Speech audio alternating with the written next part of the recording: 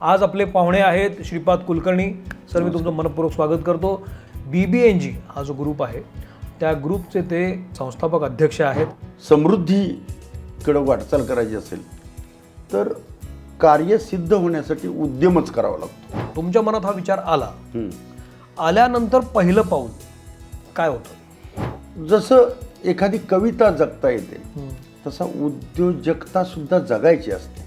एकमेका सहाय्य करू अवघे धरू सुपंथ, अवघे होऊ श्रीमंत. वा, चांगलं आहे. हं. अहंकार जर ढुस्सा असेल ना तर तो उद्योजक नाही होऊ शकत.